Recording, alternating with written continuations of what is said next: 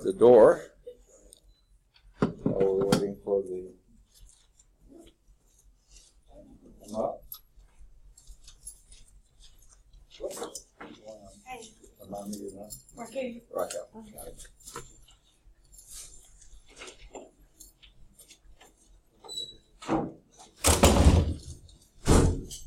I hope that's not watching the outside.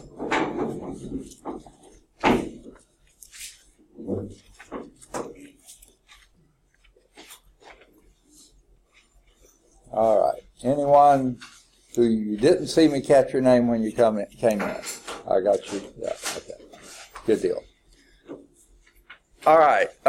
There are a few announcements. I keep forgetting to bring them. I should have Ryan tell you what they are because he's in my other class and he's heard them all. But here's one that I do know about. They sent it yesterday saying there were activities happening yesterday, so they didn't give us any time to announce it. But then I saw that it changed. Is the door locked? And they changed it to today. I think 11 o'clock, I believe it is. Is this locked? Oh, I'm sorry. Good morning. Usually, they don't have it locked. Who broke in this morning? I don't know why they would open the door and lock it back. That makes no sense. And is it Charles? Okay, I thought so. Poor guy. Okay. So I think it's 11 o'clock today. In the faculty dining room, there's a special program with a speaker on Constitution Day. And it sounds like it's going to be quite good. Unfortunately, I'm going to be in class then, so I can't be here.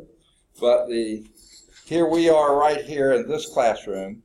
And if you go to the stairwell just on the other side here, go down, and you have to wander around a little bit like you're going to the cafeteria. But before you get to the cafeteria, on the left there, as you're going down the hall toward the cafeteria, is the faculty staff dining room. That's where the presentation will be today. Constitution Day with a speaker, and it sounds like it's going to be really good. I believe that's 11 o'clock today. So don't forget that. I've also noticed, before I forget, Tyler Wehunt. Okay.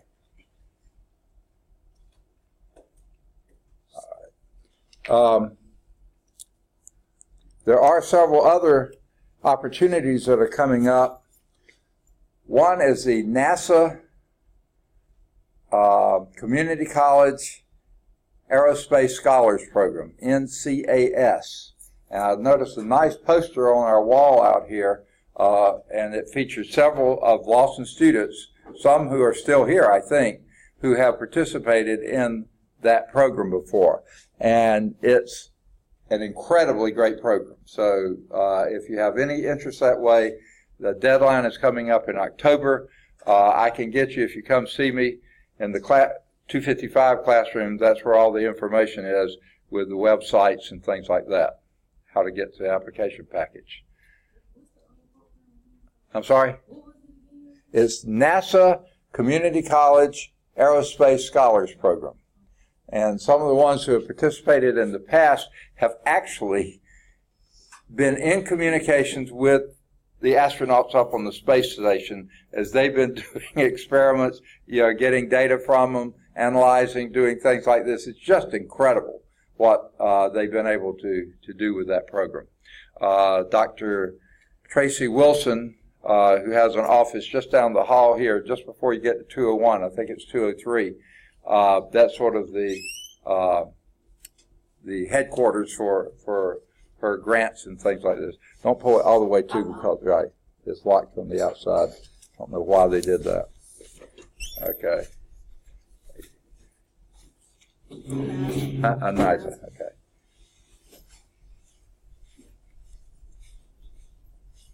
And Emily.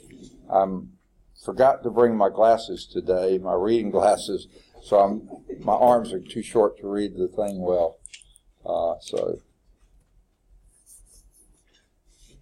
All right. So that's another one that's one program that's coming up. There's a couple, if any of you are at all interested in economics, I don't have the flyers anymore. I gave them to Mr. Armbruster, but there's a really good program that sponsored by the National Federal Reserve, the people who control the money. And they have a competition you can participate in, and also a program to encourage people to look into economics as a career. And there's a open, interactive webinar type thing that's going to be happening, I think, October 11th, that deals with that. So that's another thing coming in October. And I'm sure there's some other things. I can't think of them. Ryan, can you think of any of them I've forgotten? That's it. Huh? I think that's it. Okay. So anyway, check it out. Watch the bulletin boards and the walls and stuff. They have all sorts of things posted. So pay attention to that. Any questions on anything we've done so far?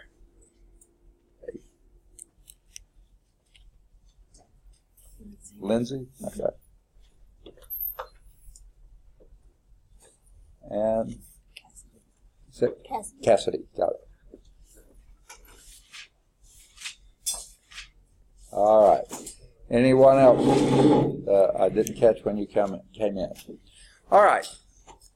Where we left off last time is chapter Remind me to ask you before you leave today, if you didn't get quiz 1, be sure you pick that up before you leave, okay? Because I did pass it out early last time just because a few people wanted it, okay? Have an extra weekend to work on it. We're in chapter 1, functions in the graphs. Yeah.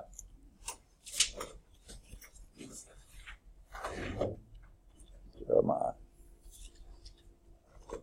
Okay. Functions in their graphs. 1.6, a library of parent functions. And that's where we put all the parents into the library. No, never mind. Okay, and we're on page 60 and just getting ready to do example 1. Okay? And they start right off giving you some information. So you write the linear function for which f of 1 is equal to 3 and f of 4 is equal to 0. All right. More. Let's see. Sharona, right? Okay. And Ty. Got it. Good deal. Any others? Okay. We'll get to it in a second now. Write a linear function f for which f of 1 is equal to 3 and f of 4 is equal to 0. Now first, tell me what we mean by a linear function. Second? It's going to graph as a line. So these are 2 points on a line, basically. You could think of them that way. What 2 points are they? Wait just a second. As I told the others, I forgot to bring my glasses in today. And what's the first point? 3. Okay. Points are given as ordered pairs. I need an ordered pair. 3. 3, 1. Nope. 3, 0. 1, 3. X is always inside, Y is on the outside. Okay? So it's 1, 3, and 4, 0. Remember, f of x, so the x is the 1 and the 4, is equal to y, and y is that was your line, okay. Y is equal to 3 or 0. Okay, got it. All right, now what do we mean by a linear function? It graphs as a line, we've got that. How can you tell a linear function just looking at it? We're doing profiling here, okay. And here's get far enough away to see my roll.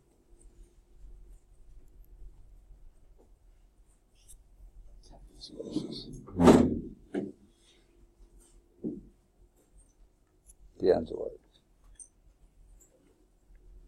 All right. Anyone else? Okay. How can you tell a linear function just looking at it? What's the dead giveaway when you write out the function? So I've got plenty of time to think on this question, okay? Amari, got it. Perfect. Good deal. How can you tell if you've got a function, f of x equal blah, blah, blah, how does the blah, blah, blah look if it's a linear function? Second? Ha! Very good. Okay. Carla? Huh? Carter. Okay, okay. Thought you said Carla, and I said, I don't think we have a Carla in here. Oh, I was supposed to have made one other announcement, but I saw it when I didn't have a printer because I was doing my laptop, and it's this. And I don't know, it seems like there's maybe one or two people in the class who have not completed payment. You should know if you haven't, okay? Name, please. Huh? I can't hear. Roteach. Roteach. Oh. Roteach. I'm sorry. Mine Roteach. Okay.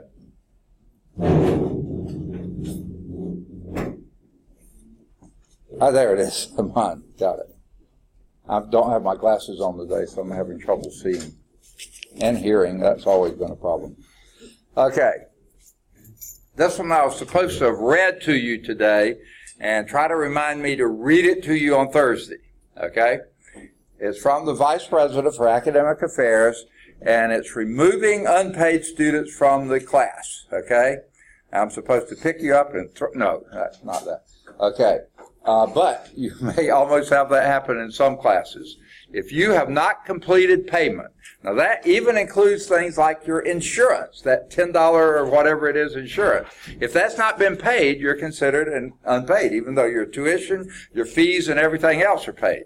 So be sure you've completed payment, and I think all of you know whether you have or not, and I think most of you have, maybe all of you have. It may only be the one or two students who we never see or have never seen that are not paid, but you should know. But supposedly next week you're not supposed to return to class. Now that's how they state it, and that's, I guess, how it's supposed to work. Here's how I say it, and I probably get yelled at for doing this, so don't repeat it even though I'm recording it. If you don't pay, you're not getting a grade.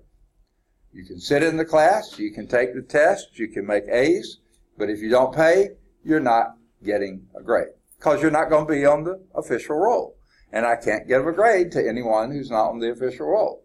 So if you're willing to sit here and listen to all this and not get any credit for it, that's your choice. You're adults, right? But you're not going to get a grade.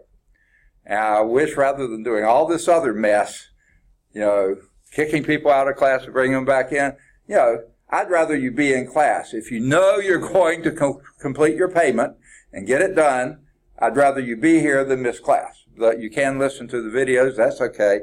But if you don't pay, you're not getting a grade. Understood? I mean, to me it's fairly simple. But all right, so we just had someone volunteer what f of x is going to look like, and it was so long ago. Hit it again. mx plus b. Okay? Now that is the most common way to express it. The key to it is, even if it's not expressed quite in this way, and it just about always will be, is that find the variable x, the only exponent it can have is 1.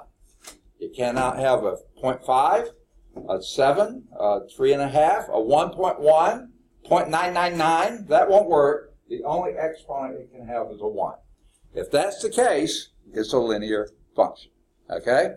Now, written this way, you know some information about it. What information do you know? What is that m? The slope. Well, how do you get the slope if we've just identified, we identified this before some of you came in, this expression here, okay, the linear function, that tells you it's going to look like this, okay? For which f of 1 is equal to 3 and f of 4 is equal to 0, When you know that, you know 2 points on that line, right? Because this is the, what position is this? The X position, this is the Y. So the XY ordered pair would be 1, 3, and this would be 4, 0. Okay? Now, is it Mel? Katie. Huh? Katie. Katie. Okay.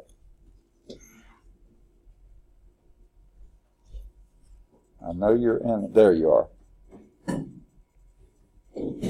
All right. Okay. What do these two pieces of information here tell us that will help us in that equation? How does it give you the slope? And what is that slope formula? Okay, y is equal to, m is equal to y2 minus y1 over x2 minus x1.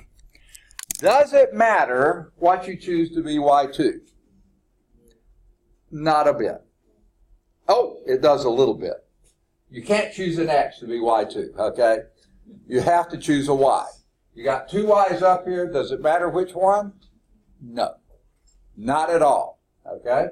So choose one of those two y's to be your y2. I don't care much.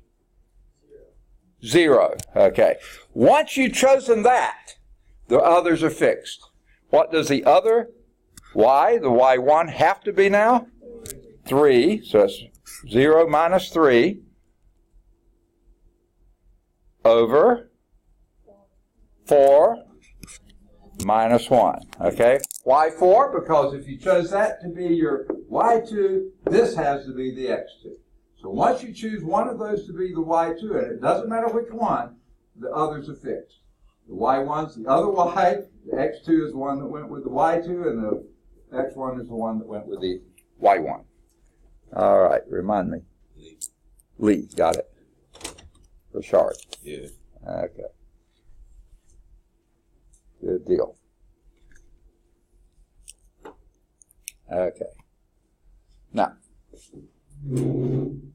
all right.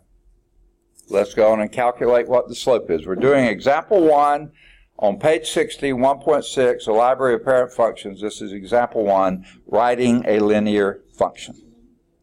So what would the slope be? Negative 3 over 3, which is negative 1. Okay? So what do we do with that? Plug it in, plug it in. F of x is equal to negative x plus b. Okay. Well, if we only knew what b was, okay? Now, we do know what technically it is. It's the y-intercept. But there's nothing here that tells you what the y-intercept is. So how in the world? Are we stuck? Okay. I want to remind you, or ask you the question again, what's the most important fact to remember in this course? Y is equal to f of x. So instead of f of x here, we could put y is equal to minus x plus b. Now, we have two ordered pairs here with an x and a y, x and a y. You can choose either one of them you want to. One of those strike your fancy? I don't care which one. Either one. 4, 0. Okay? What is the 4? That's the x, so you put the minus 4 plus b here, and what's your y? 0. Nothing. Okay? Can you solve that equation for b? Please say yes. Yes. How would it go? Add 4 to both sides, and that gives you b is equal to 4. Now we go back into our function. This is what we're working on here, and do f of x is equal to minus, there's our minus 1 there, minus x plus 4. Hey, we've just found their function. Okay? Now, let's check and make sure this makes sense. If we plug in a 1 for x, what do we get? Minus 1 plus 4 is 3. Look at that. And then if we plug a 4 in for x, what do we get? Negative 4 plus 4 is 0. Yes, we did it. There's a function that, a linear function for which f of 1 is 3 and f of 4 is 0. See how that works? Okay.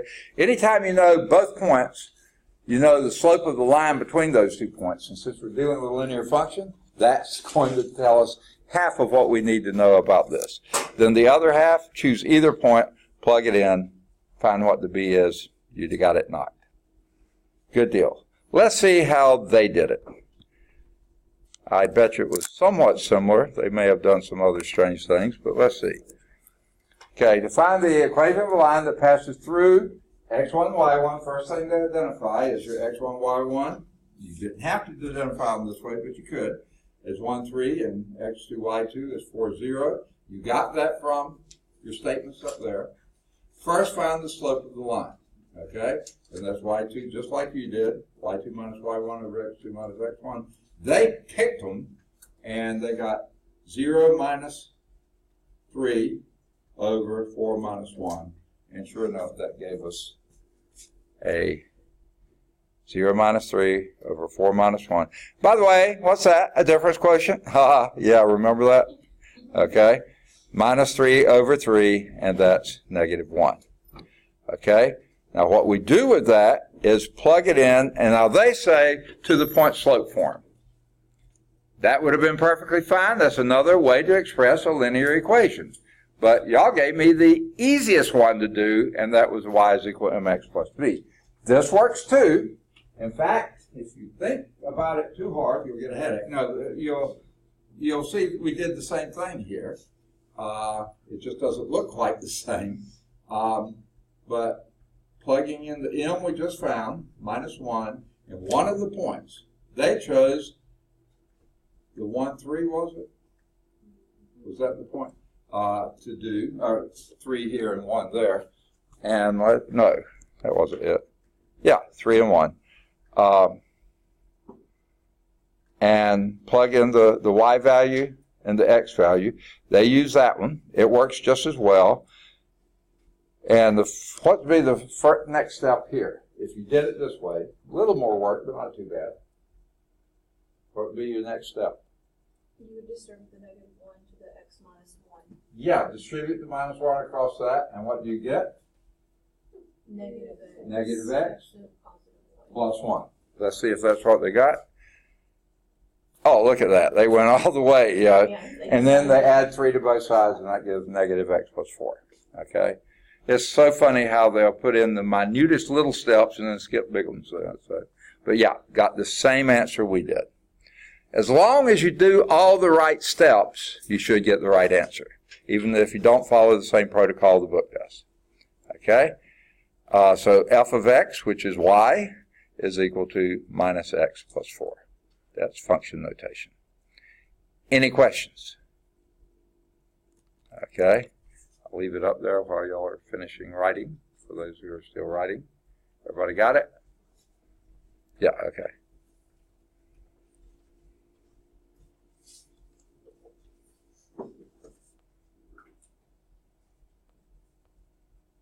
All right, got it?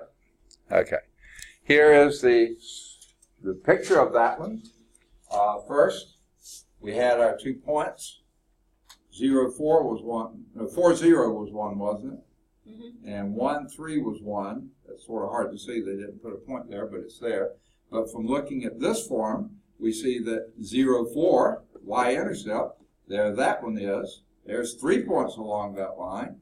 But what you could do is from any one of those points, like this 0, 4, you could do a minus 1 slope. That means you go down 1 for every 1 to the right, down 1 every 1 to the right, down 1 every 1 to the right, down 1 every 1 to the right, and you can keep doing that till the cows come home. Or if you go backwards and you don't want the cows to come home, it's up 1 for every 1 to the left.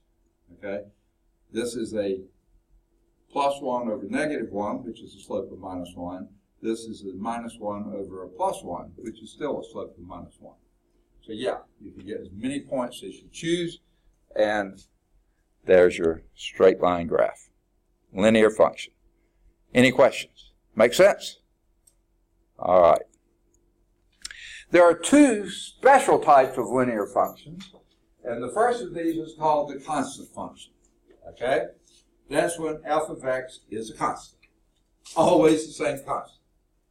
Okay, this constant function has a domain of what? All real numbers. What's its range? C. And C alone, because that's the only point on the y-axis that's there. F of x is equal to C, y is equal to C. No matter where your x is, y is equal to C. Okay? X over here, y is equal to C. X here, y is equal to C.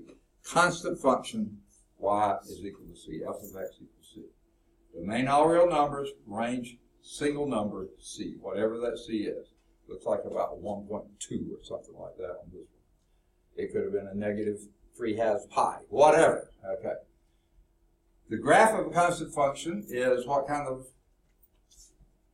graph? A line, because it's a linear function. What's special about that line? Okay, it's a straight line. Most lines are. Okay. Horizontal line, meaning it has a, this would be a positive, this would be a negative, this would be a, say again? Constant function, you're right, but what is represented by a line going like this? Straight line. Huh? Okay, it's increasing. What's that? M. The slope. The slope is positive, yeah, positive slope. How about this one? This what? This is a negative slope. This is a, yes, zero slope. The slope is 0. No slope. 0 slope. Okay? And the reason is, notice where your x term is. Whoa! I don't see it.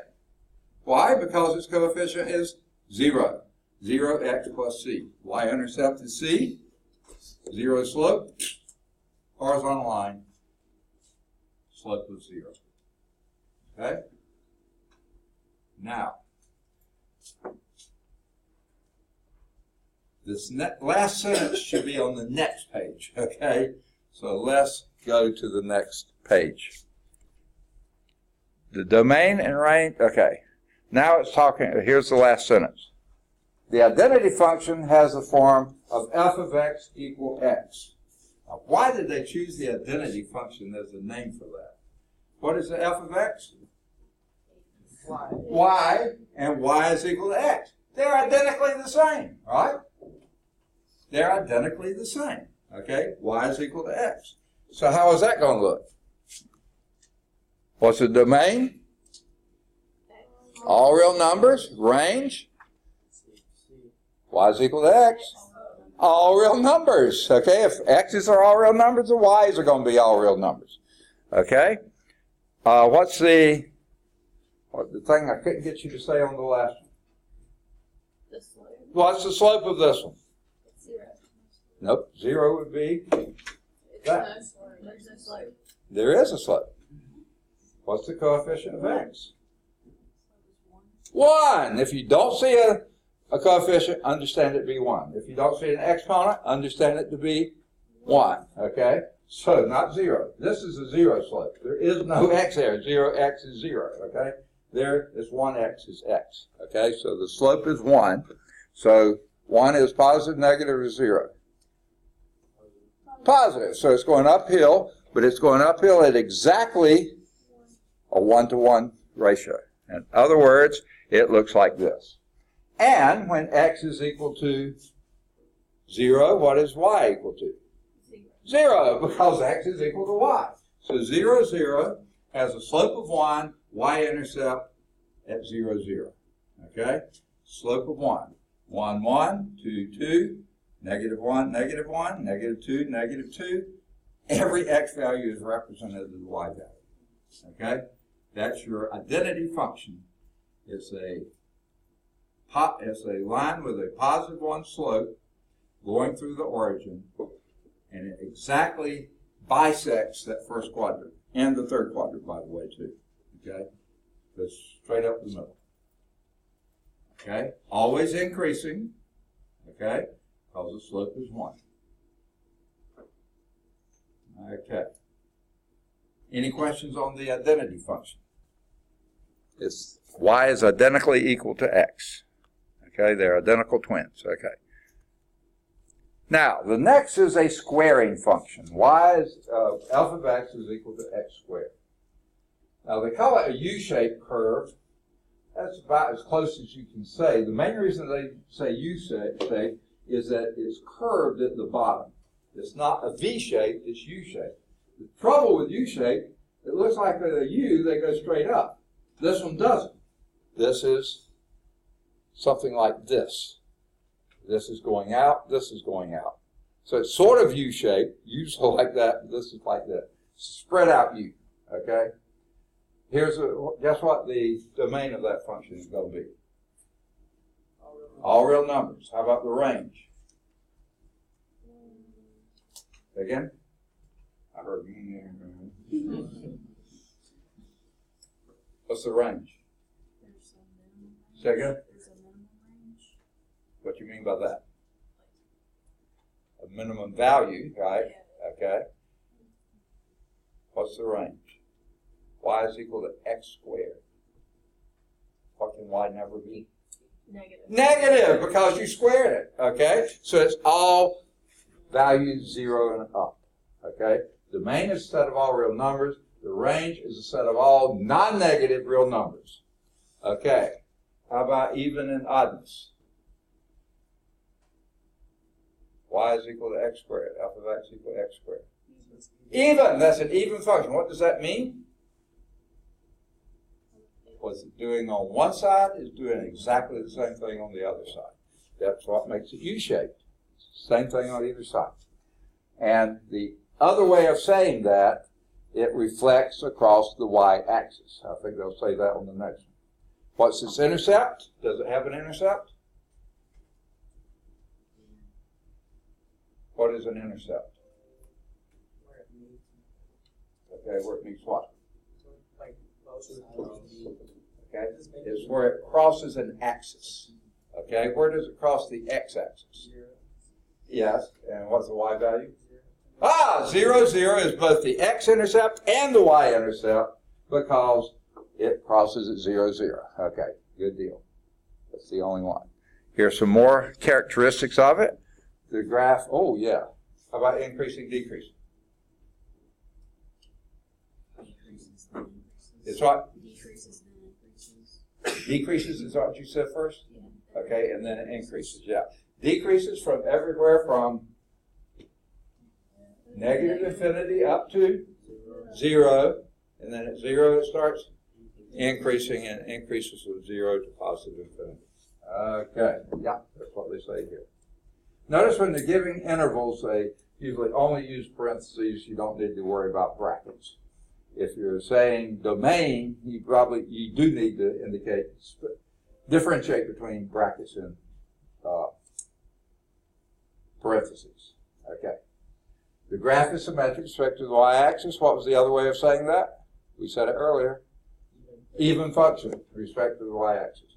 Graph has here's what you were talking about, a relative minimum at that origin. Now, later we're going to call that a special name, but that'll be in the next chapter. You want to call it that name now? Vertex. The minimum is a vertex.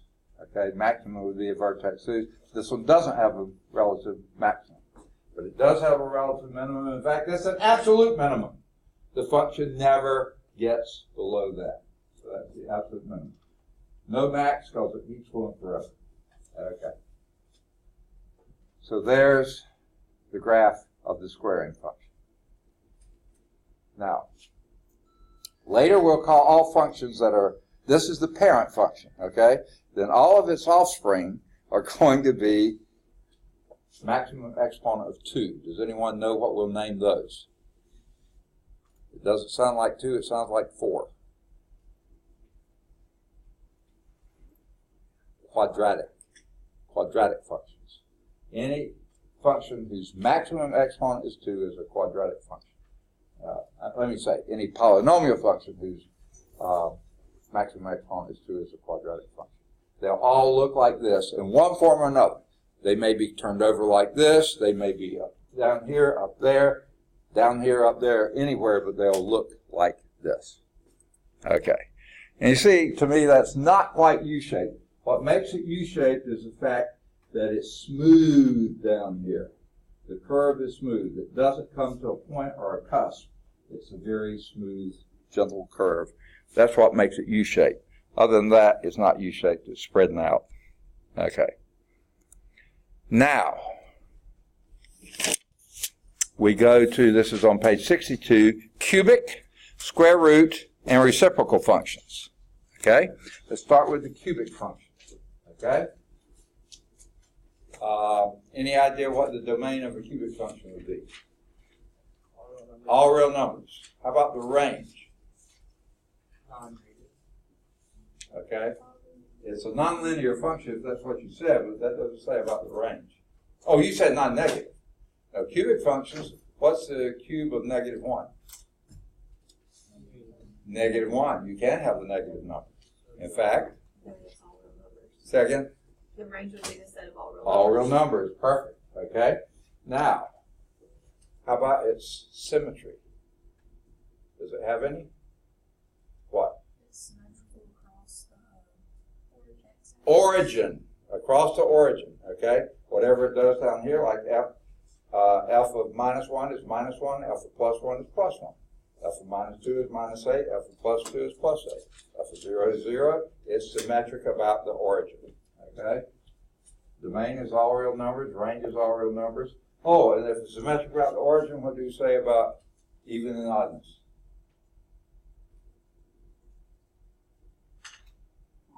Odd function. Okay? And why is it an odd function? Because you put a minus in here, f of minus x, you get minus x cubed, which would be minus x times minus x is positive x squared, but times another minus x will get minus x cubed. So it's the opposite. So that makes it odd. That's why I said whatever it's doing here does the opposite up here. Whatever it's doing here, this one only goes one way. Okay, how about intercepts? Does it have an intercept? 0, 0. That's x and y intercept. Okay, how about increasing, decreasing? Yes, it is. Okay. Which is it doing? Increasing everywhere. Okay?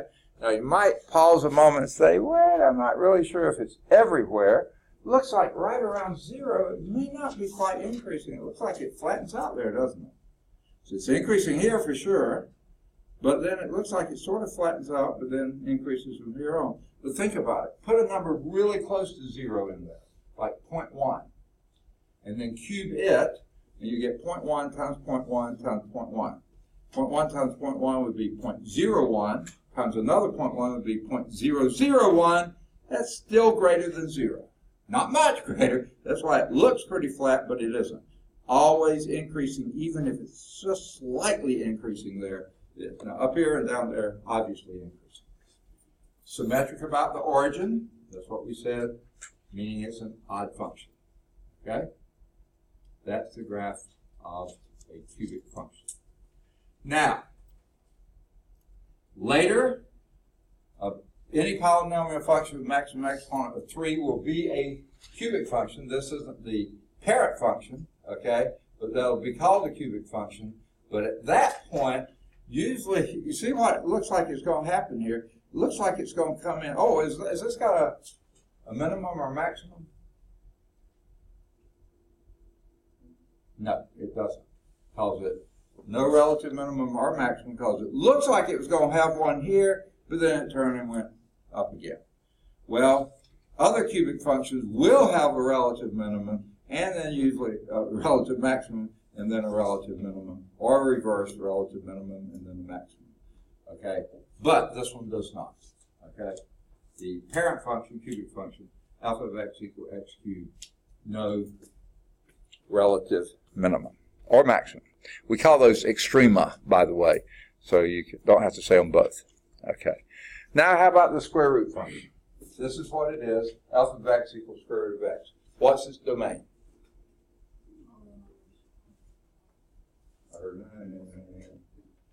What's the domain? Second? 1 is certainly in the domain. Is that the only number in the domain? All real numbers, okay? What's the square root of negative 3? Oh, you can't do that. So what's its domain? All set of non-negative. All non-negative numbers, okay? 0 and up. So its domain is a set of all non-negative numbers, bracket 0 to positive infinity. How about its range?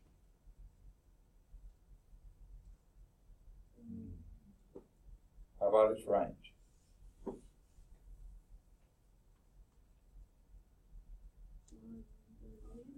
Second? All non-negative numbers there too, because guess what? This radical here, if you don't see a sign in front of it, you understand it's a principal square root, meaning positive square root. So again, all non-negative numbers from 0 up, bracket 0 to positive infinity. Okay? Non-negative. Okay, does it have an intercept? 0, 0. Okay, that's x-intercept and y-intercept again. Okay, is it increasing, decreasing? Increasing always, okay? Is it symmetric? What kind of symmetry?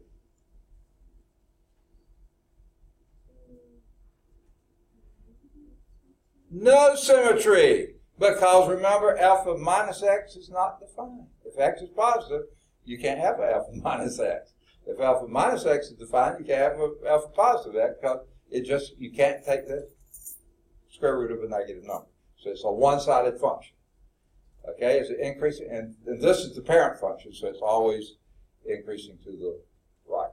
Okay, so it has no values over here to the left. Okay, maximum or minimum? 0, 0. That's the minimum. Can't get any lower than that, and it just keeps getting higher forever. Okay. What else? We already said it's increasing on the interval 0 to positive infinity. Now remember when we said the domain, we put a bracket in front of 0 because you could put it there. But when we're talking about intervals on increasing and decreasing, just mess with parentheses. You don't have to worry about brackets. Okay? Here is the graph of it. Okay? Obviously not symmetric about anything because it can't exist over there. Okay? Increasing function, always, that's a relative minimum because it's the lowest it can ever go. It doesn't have a relative maximum because it just keeps going. Okay. Square root function. All right. Now the reciprocal function. F of x is equal to 1 over x. What's its domain?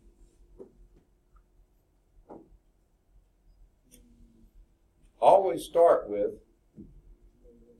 all real numbers unless there's some exception. So it's going to be all real numbers except what? 0. You can't ever divide by 0. You can divide by a negative number, no problem. That gives you a negative answer. You can divide by a positive number. That's no problem. You can divide by big numbers or little numbers. That's no problem. You just can't divide by 0. So the domain is all real numbers except x is not equal to 0. So therefore you'd say minus infinity to 0 parentheses, union, parentheses, 0 to positive infinity. Every number except 0. How about its range then? Same thing, because you see if you put a negative in here, you get negative here. If you put a positive here, you get positive here. But there's no way you can get this to ever become a 0, can you? Because the only way a fractional form can ever be 0 is if the numerator is 0. And can that numerator ever be 0? Is 1 ever 0? No, not in this universe. Okay, so it has a range also. Same thing. Is it even or odd? Odd, because whatever it's doing down here, doing the opposite up here. Okay, odd function, which means it's symmetric about the origin. Very good. Okay, those two things always go together. How about its x-intercepts? Has none. Has none. How about y-intercepts? Has none, because, yay, look, domain can't equal 0, range can't equal 0. So if x's can't be 0, y's can't be 0, can't have an intercept. Okay? How about increasing, decreasing? Ooh. Decreasing. Where?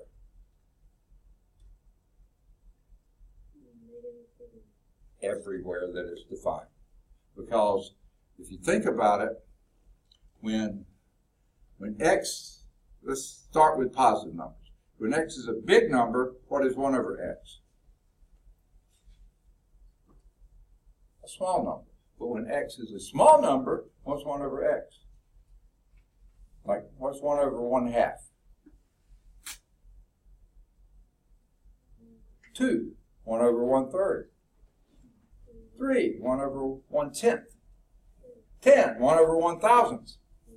Okay, the smaller you get your x, the bigger you get your y. But when x is 1,000, what is your y? 1,000ths, okay? It's getting smaller. So therefore, it's decreasing here. Okay. How about on the negative side? When x is -1, of course, that's -1. When x is -2, it's -2. Hey, it's -1/2, okay? So that means it's decreasing here, and when it's -1/2, that's a -2, -1, same thing, decreasing everywhere it's defined, okay? All right, and that is the negative infinity to 0 and 0 to positive infinity. Decreasing in both places, but at 0, whew, not even there. Okay, symmetric with respect to origin, that's the same as being odd. Okay. Here's how it looks. This is what I was arm waving and showing. It's we call this shape a hyperbola, okay? It's decreasing here. At 0, it goes from negative infinity to positive infinity in one small step, okay? Yeah, it can't possibly exist at 0. All right, does that make sense? All right. Any questions on reciprocal functions? Still copying?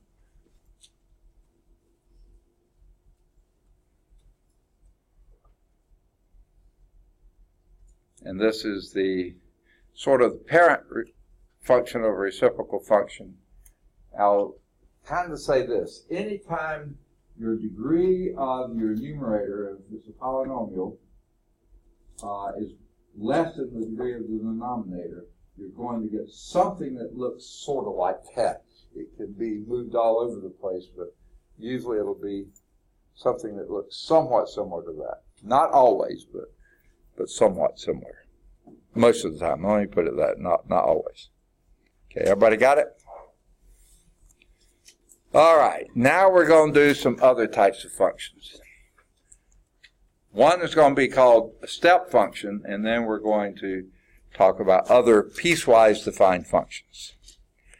Now, here's what a step function is. Functions whose graphs resemble stairs, sets of stair steps are known as step functions. Rather clever name, right?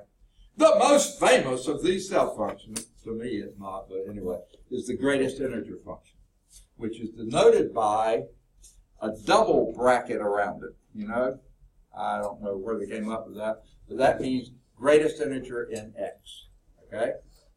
And here's how you define it. F of x is the greatest integer in x, the greatest integer less than or equal to x. The greatest integer less than or equal to x, okay? So on this one, I like to think in terms of a number line, okay? Here are some of the values. What would be the greatest integer in -1?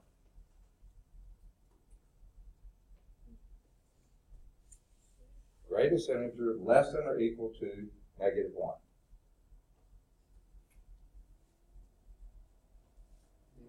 Negative 1, because it is equal to negative 1. Okay? How about the greatest integer less than or equal to negative 1/2? Say again? Now here's where the number line comes into play. Let's do a number line up here. From negative infinity to positive infinity. And we'll put our 0 somewhere in here. Here will be a -1, -2, -3, -4, -5, +1, 2, 3, 4, 5. Okay.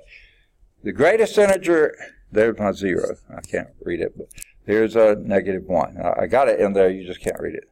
-1, I'll put it up there.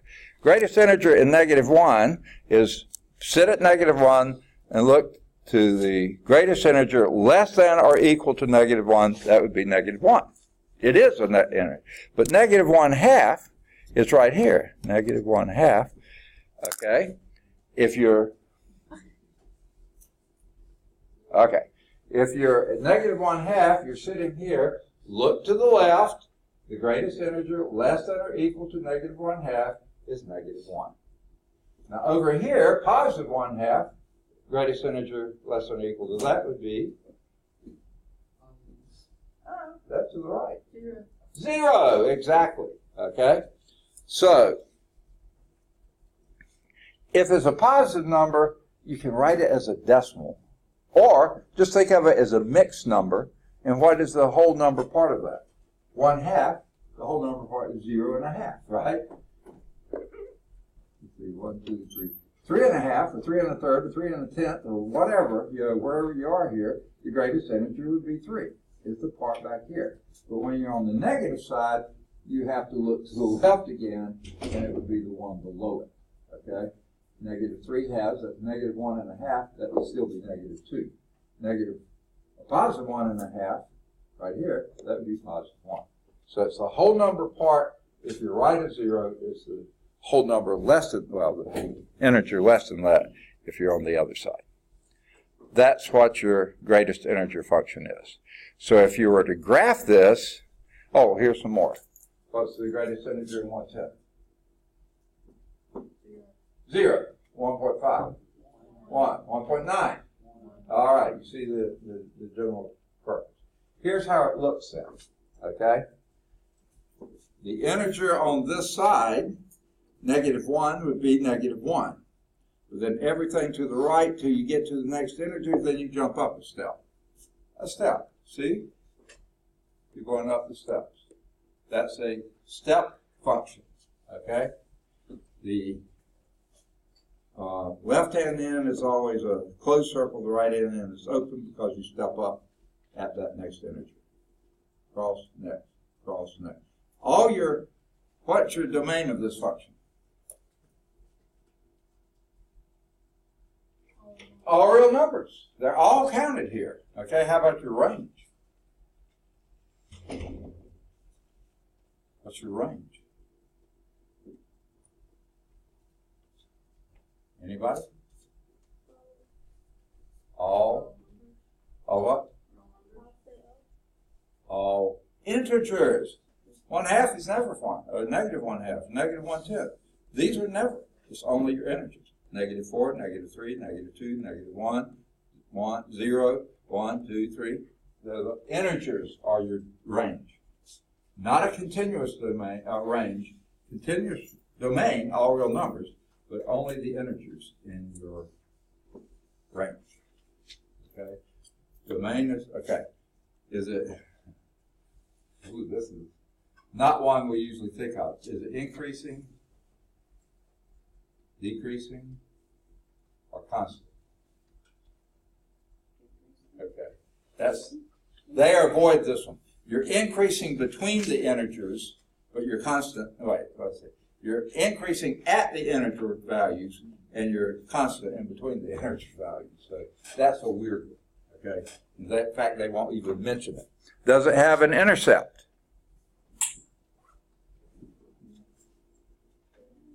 Okay, it does. Y-intercept is only one. There can only be one y-intercept y.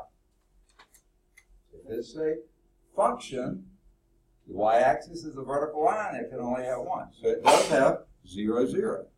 Not there, there's an open circle there. Okay? The x-intercepts are everything between 0 and 1, but not counting 1. Every one of those is an x-intercept.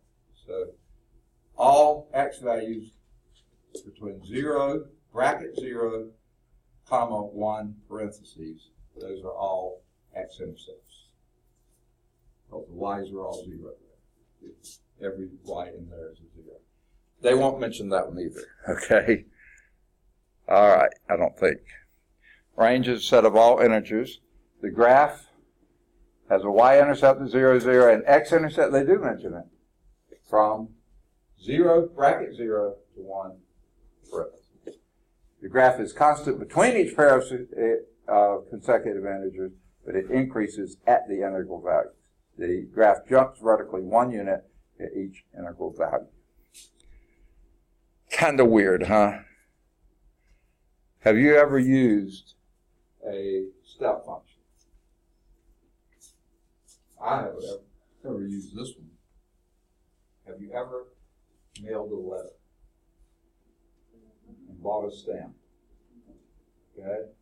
If that letter weighed less than 1 ounce, you paid a fixed amount. I don't even know what it is. I use forever stamp. It's what? 55 cents. 55 cents now, okay? We use forever stamps, so I never know what it is, okay? But then if it's more than an ounce, you go up to whatever the next one is. I don't know what that is, 86 cents or whatever. And then after that, you go up. Yeah, every time you mail a letter, you're using a step function to determine the postage. Because in that ounce, between 0 and 1 ounce, now in that one, the 0 is the open circle, because how many of you mail letters with 0 ounces? It wouldn't be there, would it? Okay, so that would be an open circle at 0, and then it goes over to 1 ounce. There you color it in, because at 1 ounce you still pay 55 cents, so it'd be somewhere up here. Okay, and then from 2, open it here to close there, that would be, what, 86 cents, or whatever the next one is. So every increment after that. Those are step functions. Some of the phone plans used to be 0 to 500 minutes would be whatever, and then 500 to 1,000 minutes would be something else. That's a step function. Anytime you have something like that that is fixed for one increment, goes up to the next increment, that would be a step function. Okay? It jumps vertically some units. Not, this one's only 1 unit. Okay. So let's evaluate a step function. This is the greatest integer function. What would be f of minus 1? Well, everywhere you see an x, you put in a minus 1.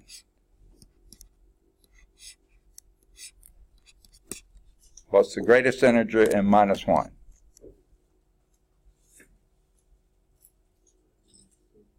Say again? Greatest integer in minus 1. Greatest integer less than or equal to minus 1. Huh? What did you say? I couldn't hear. Would it not be minus 1? It is minus 1. Okay. Plus 1 is 0. All right. How about the f of 2? That would be the greatest integer in 2 plus 1. It's the greatest integer in 2. 2 plus 1, 3. Okay. How about the greatest integer in 3/2? I'm sorry, f of 3/2. The greatest integer in 3/2 plus 1. Greatest integer in 3/2? Second? 3/2. That's not an integer. That's a fraction. Huh? 1. Okay. That's 1 1/2. Greatest integer in that is 1. Come on back. Okay. 1 plus 1 is 2. Such high-level math today. You didn't know you'd be doing it. 1 plus 1 is 2. Okay. See how that works?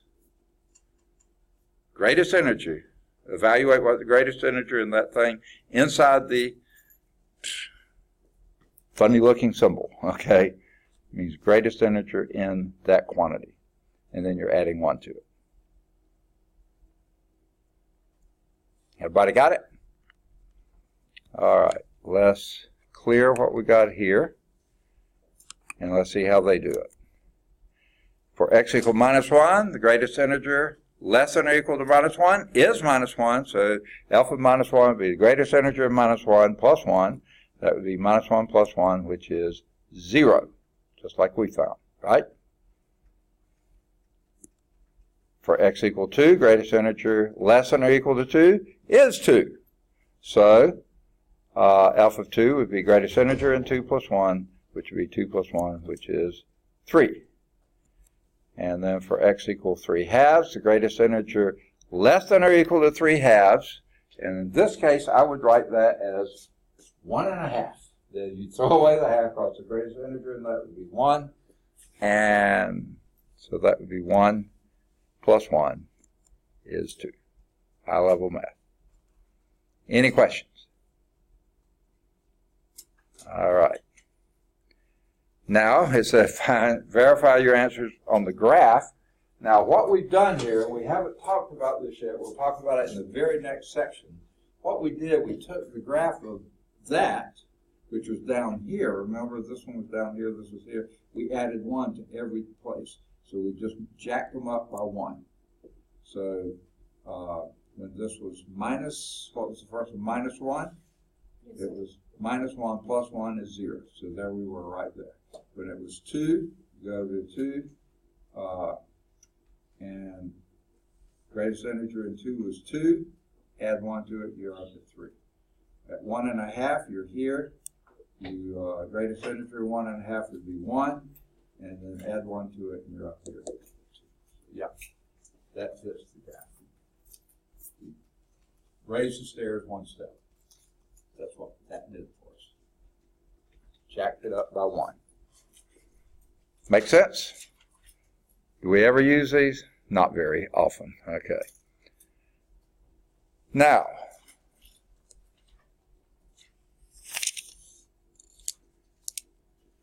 they're skipping example 3. Shame on them. Okay? This is an important example to do. So let's go back and do example 3. How are we doing on time? We got time. Let's try to get example 3 in. All right. And by the way, for example 3, you can see larsonprecalculus.com for an interactive version of this type of an example. You don't need a password, you don't need a code, you don't need anything. Just go to larsonprecalculus.com, figure your way to manipulate that website, and you can find this one worked out for you. Interactive. Okay. So here's what it says. Sketch the graph of f of x is equal to piecewise defined function 2x plus 3 from x less than or equal to 1 and minus x plus 4 anytime x is greater than 1. What's the domain of that function? All real numbers, because this part covers everything less than 1, including 1. This part covers everything greater than 1. So the domain is all real numbers. Range, that's going to be a different issue. Okay. So there is the function. It says sketch the graph of it. So what I'm going to do is look at the book because I want to see about where to put my axes. Okay. Something like that. Okay. Now let's tick off a few points. 1, 2, 3, 4, 5. Negative 1, 2, 3, 4, 5.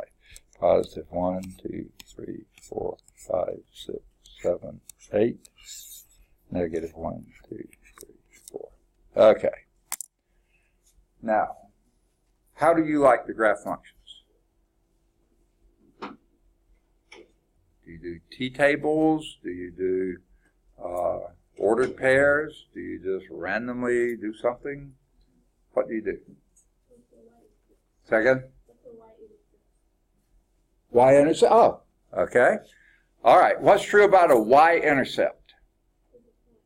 It's what? It's a point. Good. Okay. All the points on the graph are going to be points. Okay. What's true about the y-intercept, though? Okay. Every point has an ordered pair, right? X, Y. What's true about one of those values for a y-intercept? It's on the y from X. Second? It's on the y. Loaded in. Okay. Now, I think you sort of do it the other way, don't you?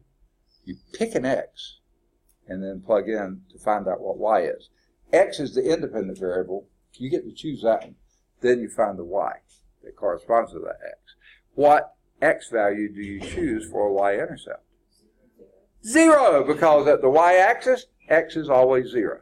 So where is X equals 0 on this little thing here? Is it in this piece or is it in that piece? X equals 0. Is it both? It's going to be the top. Oh, it's only the top because 0 is less than or equal to 1. So we use that one here. And when we plug in a 0 here, what do you get? 3. Very good. All right. Now, what else do you... Okay, you're going to come back? All right. Now, once you got the y-intercept here for this piece, now this is only good for x less than or equal to 1. Okay? So only good for this down here. What else do you know about this one? Y-intercept is 3. Yes, the slope is 2. So the slope goes over, okay, up 2 for every 1 to the right. So there's a point on it. You can't go any further because you're at the end, 1. But you can go the other direction, down 2 for 1 to the left. That's negative 2 over negative 1 is still 2, right? Down 2 for every 1 to the left, that's there. Down 2 for every 1 to the left, there's that. Down 2, I'm off the graph now. Now my thing is not very good, but this is how the first part of that looks. Okay. Now, you are sort of right. Both of, if you ignore this part, that has a y-intercept too. What is it? 4. But you see, x is never 0 here. But what you could do is just put an imaginary 4 there, right? And from that point, what do? Take it down. Down 1. Okay, so down 1, 1 to the left, but you're still not there. You can't be there. So that would be an imaginary point, wouldn't it? Okay, but from there on, you do have points. Down 1, 1 to the right. Down 1, 1 to the right. Down 1, 1 to the right. Down 1, 1 to the right. And now we're out of room. We go right up into that last imaginary point, but we can't go there. So we leave it an open circle there. There we have it. Do you see how that worked? So any place it can't be, but you could evaluate it there, put an open circle.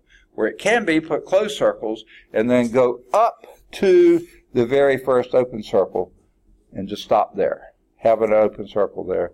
And sure enough, that's how they have it in the book. Okay? That's how you do piecewise defined functions.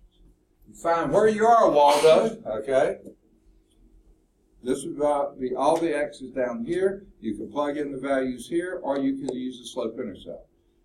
Most of the time I plug in values because most of the time they're not all linear functions. These just turned out being linear functions. Since y'all chose to go that way, yeah, let's go that way.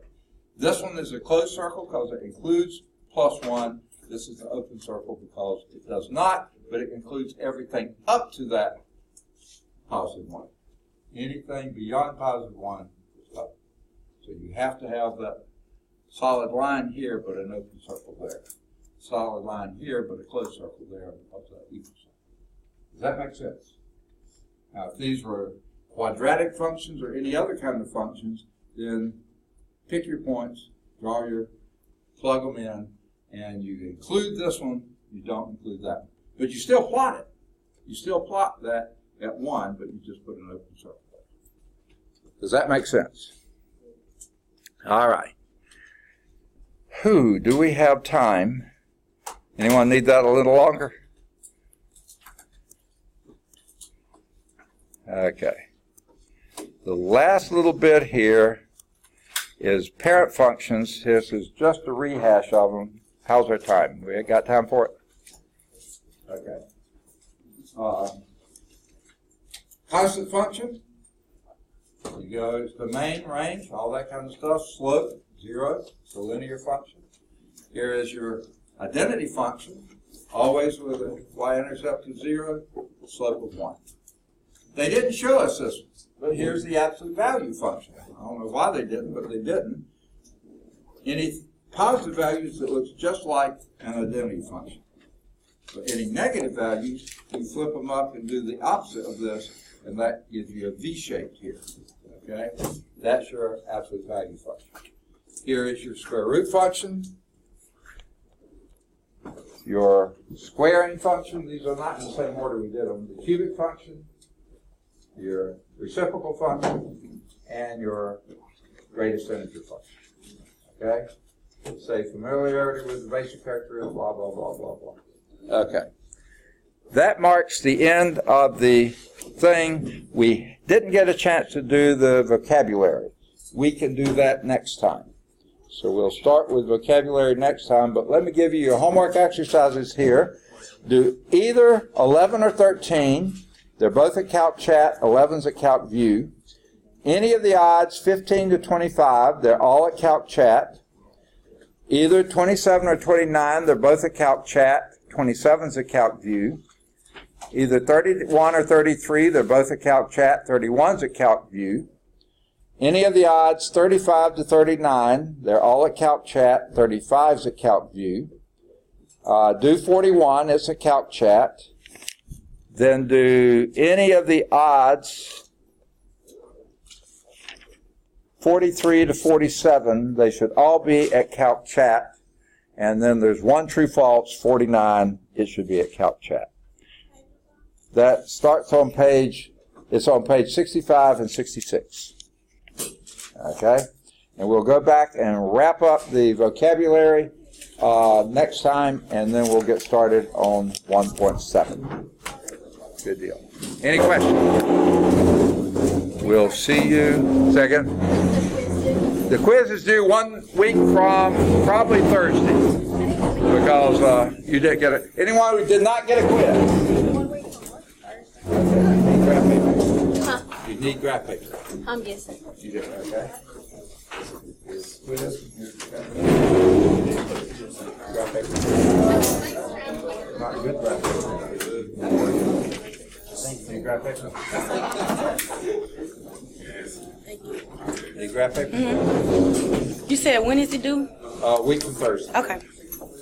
Need graph paper? Yes, sir. Need graph paper? Need graph paper? Yes, please. Yeah. What's good? Week from Thursday. Are you ever going to take the homework, or is it just solely for practice?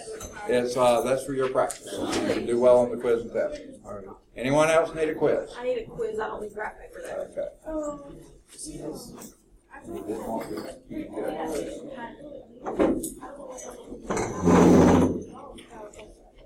Anyone else need? Whoa! I put those in the wrong place.